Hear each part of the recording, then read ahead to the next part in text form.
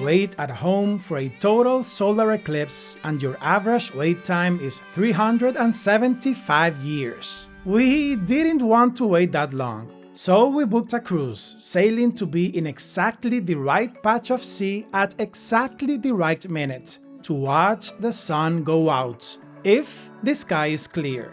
Come on, you can do it! Hola! Hello! Come with us. These are the most important things we packed. In 5 days, these are going to be the difference between watching an eclipse and never seeing anything again. By the way, you can't see anything with the sun.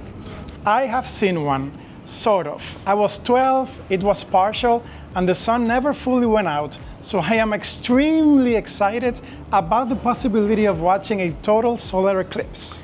I've never seen one, not partial, not total, nothing. We did try. A couple of years ago we found out there was a partial eclipse near us, so we drove out, we set up, and we waited. And it rained. You can do everything right and still see nothing. That's why we're not watching this one from home. And that decision is either the smartest thing we've ever done or a very expensive mistake. Let me explain how this is supposed to work. 7 nights on the Aida Cosma, one of the largest cruise ships in the world. Round trip from Barcelona, Palma, Ajaccio, La Spezia, Ibiza, and one sea day that isn't like the others. Because on day 6, the ship sails to a specific point in the open Mediterranean and waits for the moment the sun begins to darken without warning. Wind direction shifts and the temperature falls several degrees. The eclipse happens late in the day, with the sun sitting low over the water. And that's the whole reason we're out here instead of home. We live in Madrid, and the eclipse passes right over it. But low sun means anything on the horizon can ruin the show. Out here, there's nothing between us and the sunset for 100 miles in every direction. It's the clearest horizon money can buy. If the weather holds, we get about 1.5 minutes of total darkness, 96 seconds for a week built entirely around them. But first, day 1, Barcelona. Check-in was quick, and before we knew it, we were walking the gangway up to the ship, filled with childlike anticipation. The ship had a first impression to make, and it did not waste time.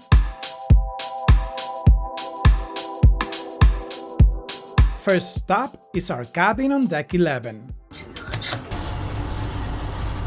It's barely past 11 AM and we're not sure the room is ready yet, but we take our chances. This cruise ship is beautiful. I wasn't expecting it to be this elegant and gorgeous. What do you think, Ari? So far, very impressed. Right? Wow. Okay. Green light. Let's see. Turn on the lights. I had no expectations about this cabin, so oh my. Very cheap. Yes. What is that? Love it. Yeah, it looks beautiful. It is so nice to have a beautiful cabin. I love it. Okay, I'm hungry. Don't ask me why, but our appetites increased tenfold the second we set foot on a cruise. So the next order of business is food. Except every venue is closed. We sat down for a 30-minute wait, not knowing the ship was, in fact, serving food the entire time. Just somewhere we hadn't thought to look. The ship won this round. After 1800 hunger-filled seconds, Belladonna finally opens. It's a beautiful buffet on deck 6, and it's not the only one. There are 5 buffet restaurants on the Cosma, which is how you fit more than 6,500 people without the lines getting completely out of hand.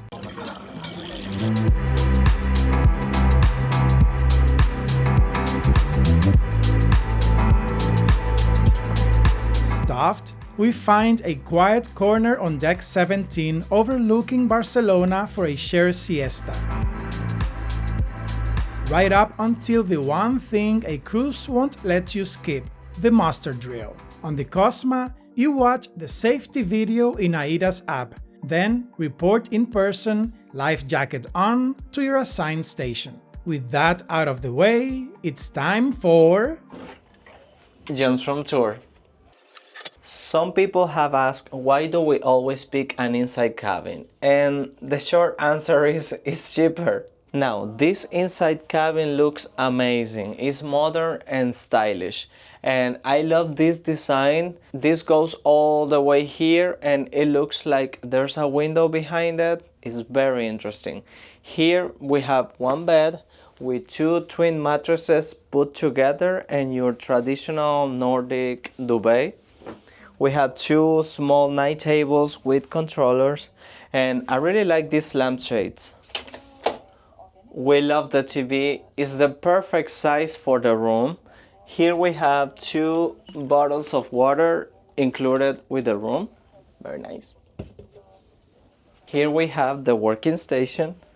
Perfect for catching up with some work, and with this mirror you may also get ready for dinner, putting on some makeup. Perfect. The closet is quite spacious with plenty of hangers, although we might not need as many hangers because the dress code in AIDA is quite relaxed. And this is the crown jewel, the bathroom. It doesn't look like a cruise bathroom. I mean, look at it. It's quite spacious, it's modern, the design is beautiful. I love it. It looks amazing. And now to finish the tour, let's try the bed.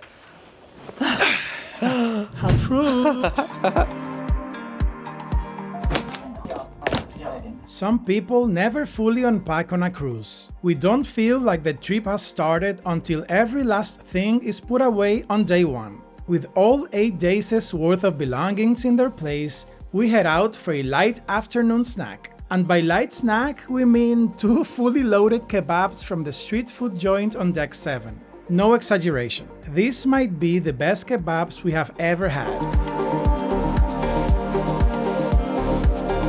Barcelona slips away behind us, and the open Mediterranean opens up ahead, which means it is finally time for a proper nap. I go down first. Jean opts for a shower to get it out of the way before dinner.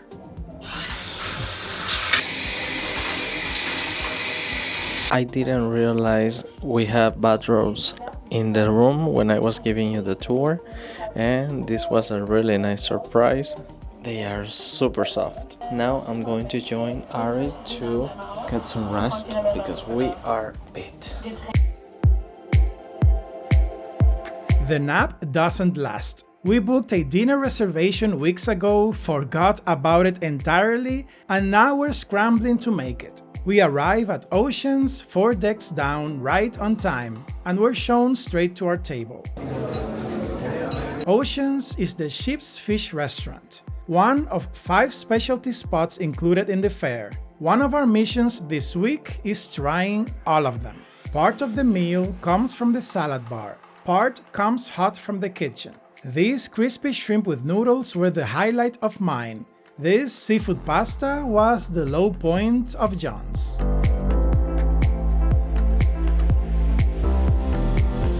The restaurant is busy and the service runs slow, so we take dessert at Belladonna instead before the show. I didn't know it yet, but AIDA's vanilla and Dame Blanche ice creams would be personally responsible for a few extra pounds by the end of this cruise. The Cosma doesn't have a theater, so the shows happen in the atrium. A setup we can see people either loving or hating. Tonight, it's a circus act. In all honesty, we only lasted a few minutes, because tomorrow is one of our favorite ports in the whole Mediterranean, and we wanted to be awake for it. We ate too much. We were too indulgent, and we are very tired. We woke up at 4 a.m. this morning to take a train from Madrid to Barcelona. So we are pretty beat. It's time to call it a night, and we'll see you tomorrow in Palma de Mallorca. Good night.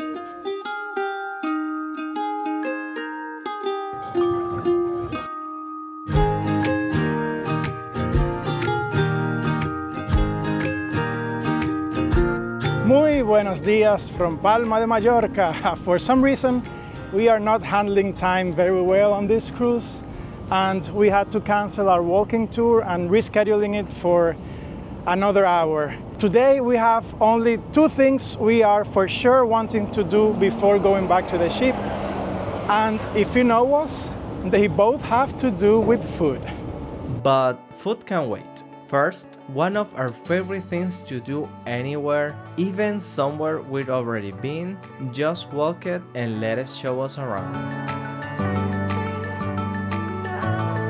Palma has been welcoming ships like ours for a very long time. The Romans founded it in 123 before Christ, which makes this port older than almost anything you can name. After them came the Byzantines, then 3 centuries of Moorish rule, and then in 1229 the Kingdom of Aragon took the city and never let go. Every one of them left something behind. You feel it walking around. Roman bones under Arab streets, under Gothic towers, all pressed into one small city you can cross on foot, and rising over all of it, the cathedral. They built it to be the first thing you see from the sea, and 800 years later it still is. Get close enough and for a moment it swallows the sun whole. A small preview of what this trip is all about. Our first food mission was upon us. Bad luck. I don't use Instagram that much, and even I stumbled upon a dessert they make at this place, a realistic looking fruit dessert. They have mangoes, pistachios, strawberries, and they were pretty awesome looking, and we came looking for them, but they told us they sold out today, that they put them out and they sold right away. So I guess we didn't stand a chance. Mission 1 failed. We dusted ourselves off and set out for the next one. Now, Palma's food scene is diverse, full of incredible restaurants. So naturally, we went straight for KFC. Let me explain. There's a limited edition Simpsons menu in Spain, the Donuts Burger. We've been curious about it for weeks and could never find back home in Madrid. Still no luck, sold out here too. 2 missions down, time for plan C. Since our original plan failed, we stopped at a local bakery for some local sweets. But we did find out in the end that it's an Argentinian bakery. So these are Argentinian sweets. A coconut alfajor or alfajor de coco. Does it look nice? It does, it looks delicious. And a coconut tart or tarta de coco, Yummy. which looks also delicious. Now let's dig in.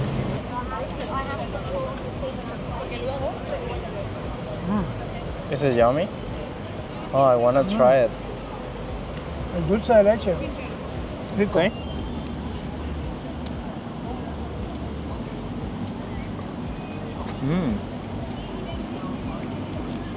Wow.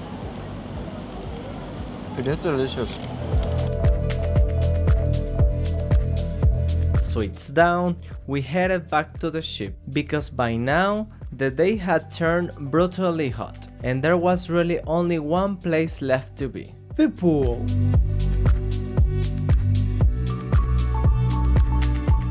That pool was just what we needed. Unfortunately, we couldn't film anything because there were a lot of kids. A lot. Let me say that a third time. A lot. Which makes sense because kids sail free or close to it on AIDA when they share their parents' cabin. The whole ships know it, the pools definitely know it. After kebabs, currywurst and Berliners, we surrendered to a much-needed nap, soundtracked by a particularly bad German TV show. Pure bliss. We'd need the rest. Tonight, we were gambling on a specialty restaurant we couldn't get a reservation for, walking in and hoping for the best. Refreshed in every possible way, we made our way to the Italian restaurant, Mamma Mia. We don't have a reservation for tonight and we were wondering if you have some space. Two. We are two. Yeah. Awesome, thank you. Specialty restaurants unlocked, 2 out of 5. John had the vitello tonato, a caprese salad, and a pasta carbonara. I, after reporting to the Dominican mama, went with the deliciously spicy pizza diavola. For dessert, the tiramisu, which we don't even like that much but somehow always give one more chance. And a beautiful thing called amore miele, honey love in Italian. And Mamma Mia handed me the perfect props for a 20-second lesson. This is how a solar eclipse works. Imagine this is the Earth. We have the sun and the moon. The moon gets between the sun and the Earth and blocks the sunlight. The sun is 400 times bigger than the moon, but it is also 400 times away, so the shade fits perfectly, and that's what we'll get a few days from now. Full and happy and worn out from a long day in Majorca, we headed outside to watch the ship pull away, Palma glowing behind it. Tomorrow is our first sea day. No ports, nowhere to be, and a whole ship we've barely scratched. Time to go find out what a day at sea on the Cosma actually looks like.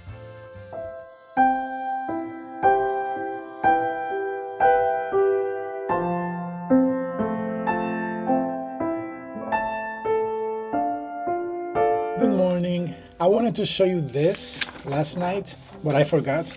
The story behind it is that every time we go visit my sister, my niece draws a countdown calendar for our arrival. And so we made this for the eclipse. It's a simple countdown, counting the days towards the eclipse.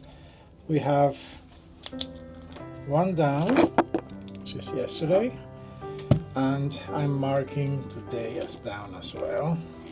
And only 3 days to go to the main event. Our day started early. Breakfast at a new diner-style buffet called Fuego on deck 16, because alongside the specialty restaurants, we're quietly trying to hit every buffet on the ship too.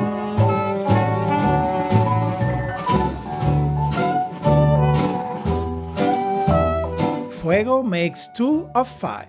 First official sea day activity, sunbathing. Me, like a normal person. John, like an Egyptian mummy. It lasted right up until a Dennis the Menace type German kid clocked him in the head. After which, John was too paranoid to lie still and retreated one deck down to the hot tub, which bought us just enough peace for our first face-off of the trip. Because here's the thing about us on vacation. We are competitive. And we are always hunting for new ways to beat each other. Today's battlefield, ping pong. We pinged and ponged away a good chunk of the morning. Neither of us is any good, so there was no winner, only losers. And frankly, you lose a little bit just having to watch the footage.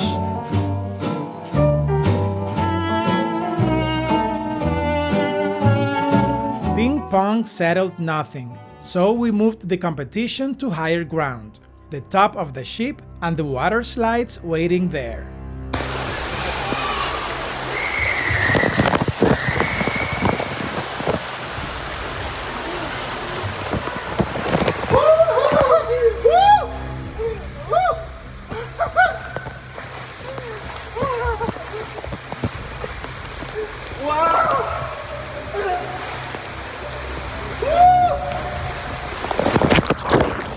John won, though I'm fairly certain my slide was tampered with, seeing as I reached the bottom a full 10 seconds behind him.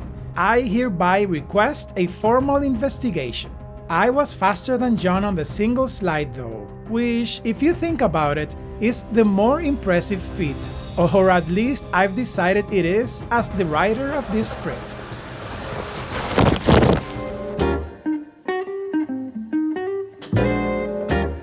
For lunch, the self-proclaimed best burger at sea, we had to check. Starters were jalapeno poppers and chicken wings. John went for the pulled pork burger. I took the fried chicken one. Still not over the KFC burger Palma denied me.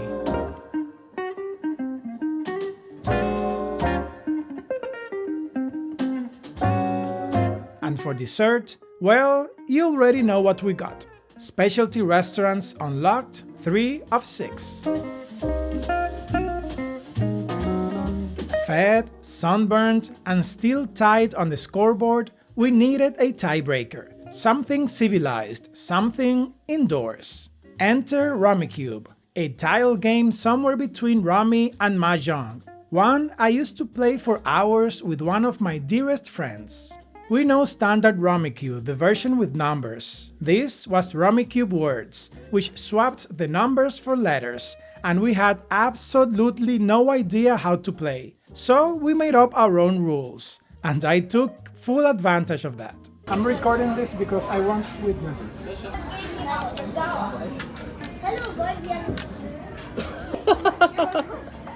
That's not a word. Okay, no. No.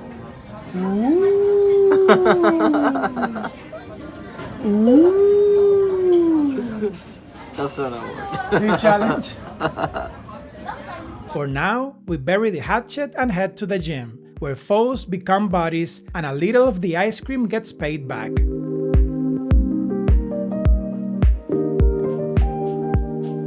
Of course, everything we just burned off, we were about to put right back on, times 100. Dinner at East Restaurant, buffet number 3. The Asian flavors were bold, the plates kept coming, and the dessert had no business being that pretty. All of it wrapped in a sunset that felt almost unfair. Tomorrow, Corsica, and a small piece of unfinished business.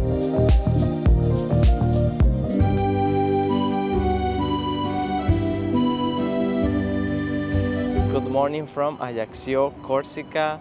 The last time we were here, we saw a beautiful beach, but we didn't pack our swimsuits. This time we came prepared, and our mission for the day is to find that same beach. We have no idea where it is, but we have to find it. This is a lesson of why you have to make yourself clear. I told our yacht captain that we would be returning on the cruise, and he brought our yacht to Ajaccio. I mean,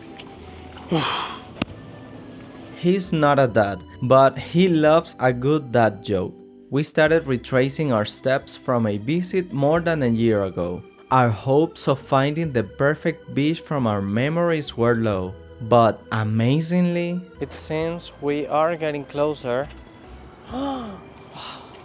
We found it!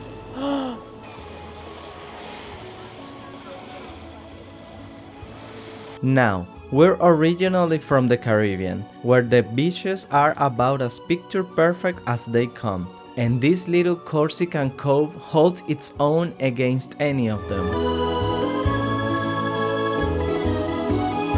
For us, this is a bit of an occasion. In all our travels, somehow we have never once swum in the Mediterranean, until now.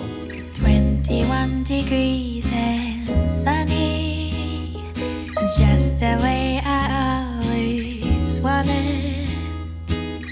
Salt still in our hair, we headed into town for the other thing Ajaccio locals swear by, and this one we were told you don't skip. Maison Galeani, a quaint little bakery in the heart of town, where we sat down for coffee and a plate of local pastries. Ari went for the maki, a not especially attractive sweet that somehow still caught his eye. I had the millefeuille that looked far more sure of itself. I don't know how we kept a straight face filming this, because we were being intensely studied by a table of local kids next to us, completely fascinated by our camera gear. Our last stop before the ship was the Austerlitz Monument, where something as simple as climbing a set of stairs quietly turned into a contest over who reached the top first. Napoleon won that round, mostly by exhausting both of us. Okay. So back on board, with most passengers still ashore, we hit the Deck 16 infinity pool. If this spot weren't always packed, we would have spent half our week right here for the view alone.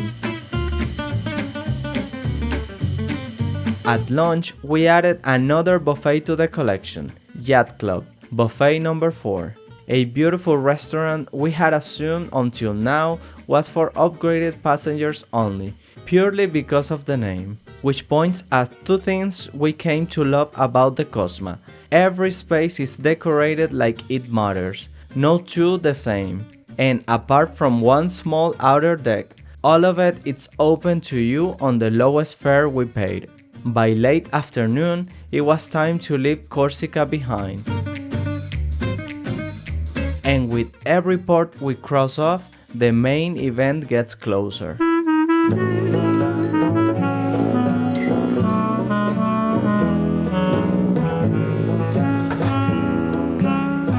Tonight, a shot at specialty restaurant number 4. We try our luck as walk-ins at French Kiss. Hello, do you have space for 2 with no reservation?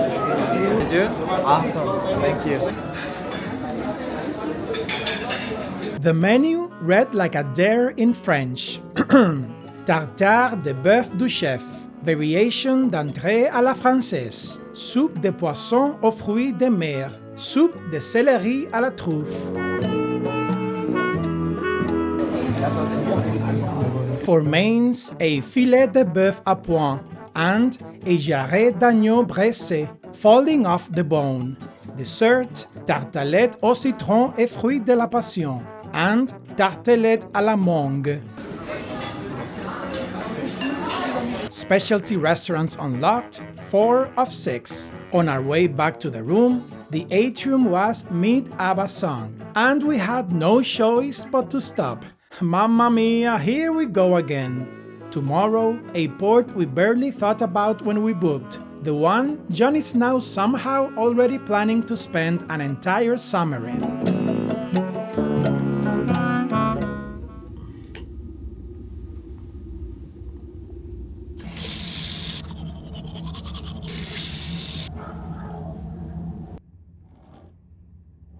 Buongiorno from La Spezia.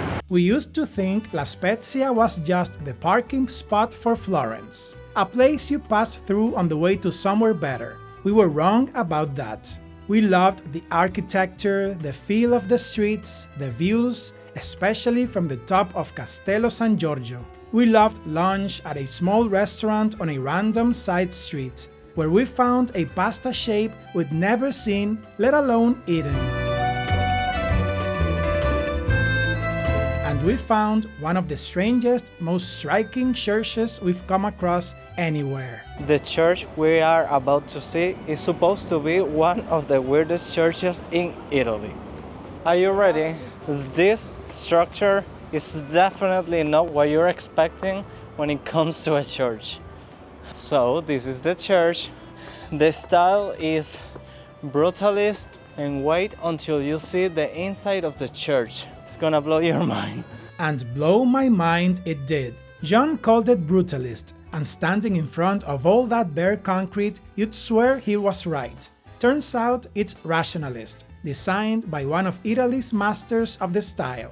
A perfect circle held up by 12 pillars, one for each apostle, under a dome 50 meters across. It took the better part of 20 years to build. Whatever you call it, nothing prepares you for the inside. I want to show you something. Imagine this is the Earth. Tomorrow, the moon will block the sun and travel this, they call it path of totality, where the sun is totally blocked on the Earth. It will travel through parts of Greenland, the Arctic Ocean, the Iberian Peninsula, and exit on the Mediterranean side, where hopefully our ship will be located right in the middle of that totality path. The more centered we are within that totality path, the more seconds we'll get of total darkness. So hopefully we will be smack dab in the center of that path, and we will get up to 96 seconds of total darkness before the night begins. Back on the ship, A small surprise was waiting in our cabin. The Cosma, it turned out, had been thinking about tomorrow too. Day 5, tomorrow's the day. This time tomorrow, it's either happened or it hasn't. And there's nothing left to do. The ship gets us to the right spot. That part's handled. Everything else is up to the sky. And it's looking a bit cloudy today, so I'm a bit worried because the sun will be approximately at that same spot tomorrow at this hour. But summer in the Mediterranean is about as good a bet as you can make for clear skies. On paper, we did everything right. So we're not saying anything out loud. We're not looking at forecasts. We're just going to show up tomorrow and hope. 28 years since my first one. John has never seen anything. And tomorrow the ship stops and we'll find out if this whole thing was worth it. But tonight, one more chance to check a specialty restaurant off the list, the German Brauhaus. The menu was entirely in German, so we ordered with only a vague idea of what was coming. Exhibit A. If John had known what the canoodle soup looked like, he would never have ordered it. Then it all arrived at once. More food than 2 people should face in one sitting. We were intimidated, but fear not, very little went to waste, although the canoodle, in all honesty, was left almost entirely intact.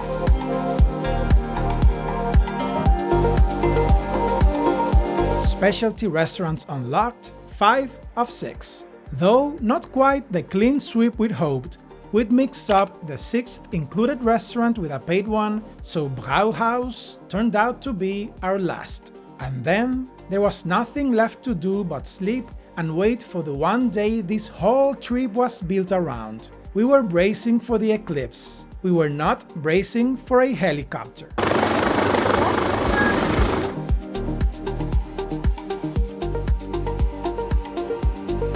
E-Day had finally arrived, and we woke up like kids on Christmas morning, except this present came with a 12-hour wait before we could open it. Luckily, the ship made sure the waiting never got boring.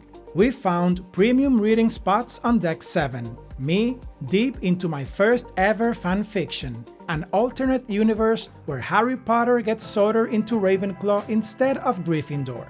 John, a police novel he fished out of a neighborhood's trash, which tells you everything you need to know about who the hoarder is in this relationship.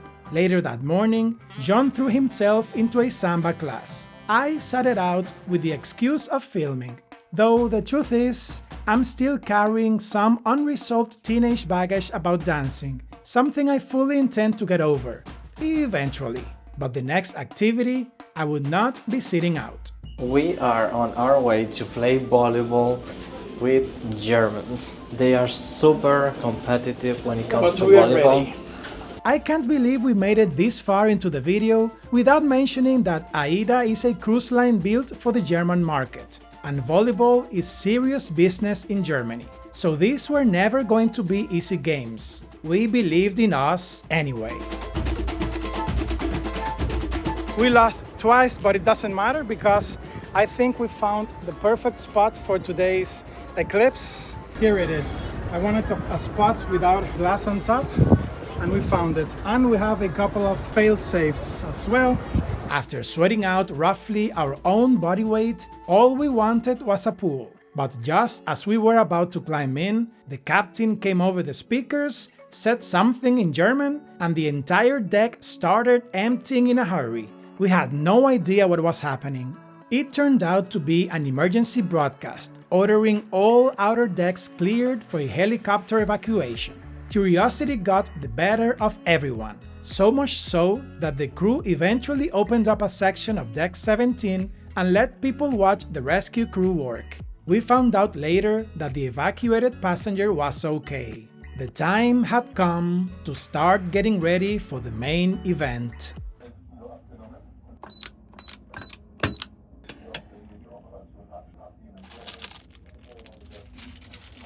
We are dressed up and ready for the eclipse. We thought we'd played it smart, early and ahead of the crowd. Turns out the decks were already packed. and all our recon from earlier was worthless. But somehow, against the odds, we landed an even better spot than the one we'd scouted. Our spot was taken, but I think we found an even better one. Yes. Because there's a big vent behind us and it's blowing cool air and it's really hot out here. Yes. So we prefer this one. It's very comfortable right now. No wonder the decks had filled up. We'd miscalculated the timing and the show was about to start. Sí.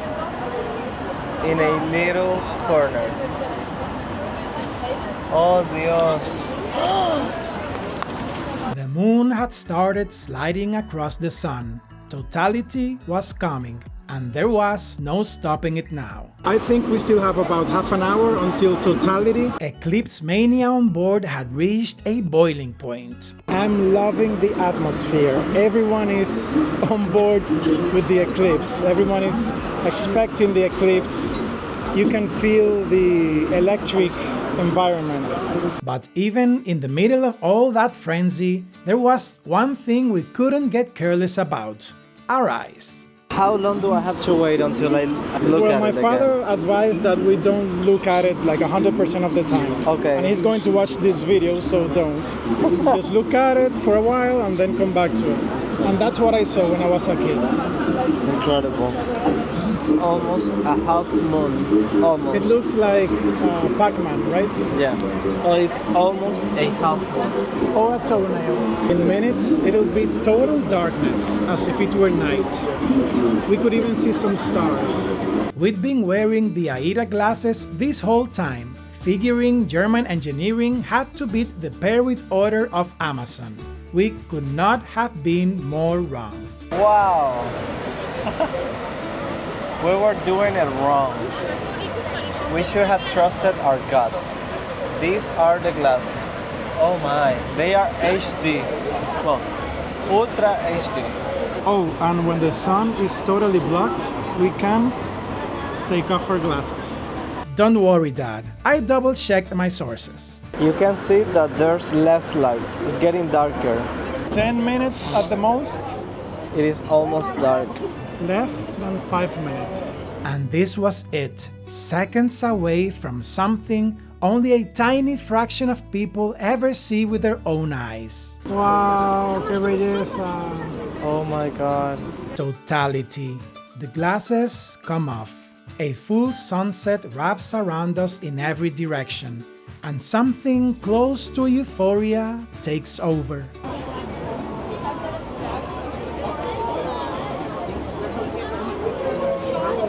Oh my god.